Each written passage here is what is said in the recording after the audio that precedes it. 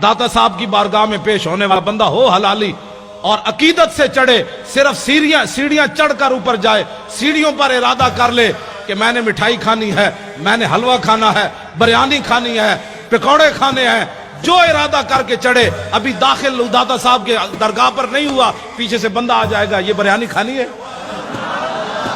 कौन देता है देने को मुंह चाहिए, देने वाला है सच्चा हमारा नबी, जिनके तलवों का धोमन है आबे हयात, है वो जाने मसीहा हमारा नबी। होवे पहली शर्ते, जब मैं पढ़ता था ना 1981 में, उस वक्त ये दाता साहब का कम्प्लेक्स नहीं, वो तो बहुत आगे थी जगह, वहां दूध की सबील लगती थी। तो मैंने ऐसे, सर्दियां थी, चादर की हुई थी, तालिब इल्म था, तो बहुत लंबी लाइन, और जो लाइन से इधर उधर होता पुलिस वाले उसको डंडे से उसकी खूब मुरम्मत करते थे, दूध की लाइन जो लगी हुई थी। तो मैं दूर हट के ना खड़ा हो गया ऐसे करके। अभी तो उस वक्त मुझे इतनी होश भी नहीं थी। मैंने खड़े होकर कहा, मैंने कहा जी आप इतने बड़े शहनशाह हो ते तालिब इल्म ते तुसी सानू भी डंडे मरवा के दुध पिवाना है, मैं दुध कोई नहीं पीना, दुध मैं तां पीना है मैंने खुद पुलिस वाले ले जान दुध पिवान। ये 1981 की बात है, और मुझे इतनी होश भी उस वक्त इतना था कि दाता दाता है। गंज बख्शे फैज आलम मजहरे नूरे खुदा, ना के सारा पीरे कामिल कामिलारा रहनुमा।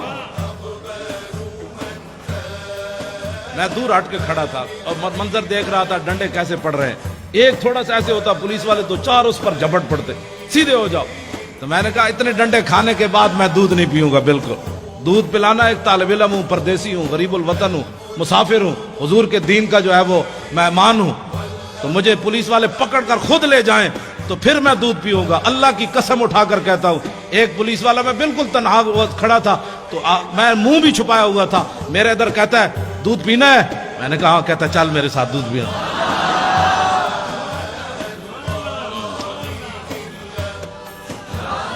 लेकिन अंदर भी कोई शय होवे, अंदर भी तो कोई शय हो ना। दाता साहब अलैहि रहमा, आपने वहां जिस तरफ खजूरें है ना, खजूरें, वहां एक अंग्रेज की कब्र है, अंग्रेज की।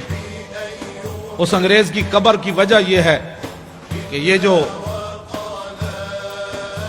कहते हैं आओ अल्लाह की दीन की बात होगी, आखिरत की बात होगी, अल्लाह से डरो, आखिरत का ख्याल करो, तो जिनके सदके सब कुछ मिला, वो जो न थे तो कुछ न था, उनकी बात ही कोई नहीं। इनके हाथ पर ना लंदन में एक बंदा मुसलमान हो गया। जब वो मुसलमान हुआ अंग्रेज, तो कहने लगा कि मुसलमान तो मैं हो गया, लेकिन मैंने कुरान पढ़ा है कि जनाब सुलेमान अलैहिस्सलाम का एक वजीर आसिफ बिन बरखिया, वो तख्ते बिल्कीस इतना बड़ा उठाकर लाया आग झपकने से पहले। ये बताओ एक बंदे के अंदर वो पावर कहां से आई, कैसे, किस पावर से वो लाया? अब ये तो नबी की पावर नहीं मानते, आसिफ बिन बरखिया की पावर किसने मानी है? हंसने वाली बात नहीं, ये रोने वाली बात। ये तो लोगों को कहते हैं नहीं नहीं नहीं, कोई कुछ नहीं कर सकता। अंग्रेज ने कहा मैंने तुम्हारा कुरान पढ़ा, अब तो मैं भी मुसलमान हो गया। बताओ वो आसिफ बिन बरखिया इंसान होकर किस पावर से लाया आग झपकने से पहले इतना बड़ा तख्त? इन्होंने अगर मगर की, और कहने लगा कि अगर मगर न करो मैंने जवाब दो। जवाब इनके पास था ही नहीं। तो अंग्रेज कहने लगा बात यह है कि मैं मुसलमान तो हो गया, लेकिन अब मैं काफिर नहीं होता दोबारा, लेकिन मेरा ये कर्ज है इस्लाम पर, मुझे इसका जवाब चाहिए। अब वो बेचारे वो लोटे बिस्तरे उठाए फिरता रहा दीन की खिदमत के लिए। फिर लाहौर आया, फिर लाहौर कभी ये किधर ले जाएं, कभी किधर ले जाएं, ये बॉर्डर देखो, ये फलां देखो, ये फलां देखो। उसने कहा मैनू मीनारे पाकिस्तान न विखाओ, मैंने दसो आसिफ बिन बरखिया किवें ले आया था, मैं वापटा हाउस वेखण नहीं आया, मुझे बताओ कैसे। लेकिन जब वो मीनारे पाकिस्तान से वापस उसे ले जा रहे थे तो दादा साहब के करीब से गुजरा। पर्दों में छुपा हो तो चश्मे बीना देख लेती है, और जमाने की तबीयत का तकाजा देख लेती है। अनोखी वजह सारे जमाने से निराले हैं, इलाही आशिक कौन सी बस्ती के रहने वाले। जब वहां से गुजरा ना तो मेरा ईमान यह कि दादा साहब ने खुद उसका मुंह फेरा ऐसे। वहां से जब गुजरा तो कहने लगा ये कौन है, ये मिजार के, ये गुंबद किस? उन्होंने कहा यहाँ शिरक होता है, यहाँ शिरक होता है। بھائی یہاں تو تعجب کی بات ہے، جب حضور کے سامنے یہ بکواس کرتے ہیں شرک ہوتا ہے، تو داتا صاحب کے سامنے ان کا بکواس کرنا کوئی محال تو نہیں نا۔ جو حضور کے سامنے کھڑے ہو کر بک بک کرتے ہیں وہاں کہ ہذا حرام ہذا شرک، اتنے بڑے مفتی حضور کے سامنے بک بک کرتے ہیں، تو کہنے لگے یہاں تو شرک ہوتا ہے۔ وہ انگریز کہنے لگا مجھے تو یہاں سے خوشبو آ رہی ہے، تم کہتے ہو شرک ہوتا ہے۔ اس نے کہا گاڑی روکو، میں نے اندر جانا ہے، گاڑی روکو۔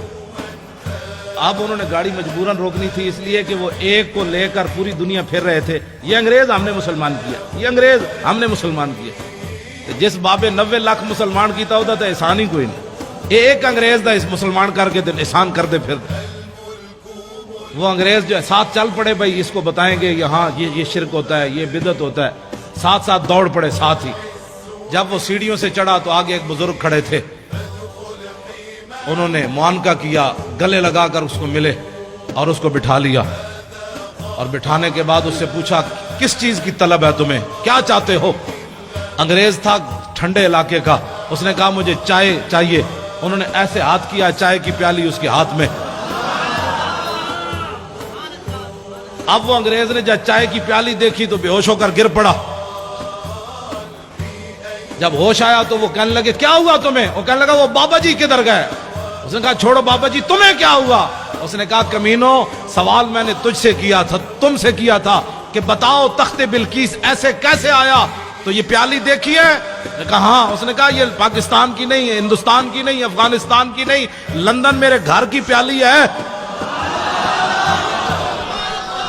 یہ لندن میرے گھر کی پیالی ہے۔ میں نے سوال کیا تھا، اسلام پر میرا قرض تھا سوال کہ یہ تخت بلقیس کیسے آیا؟ تو بابا جی نے میرے لندن سے پیالی ایسے پکڑا کر فرمایا کہ جیسے میں نے پیالی پکڑائی تخت بلقیس ایسے آیا، اور کیسے آیا؟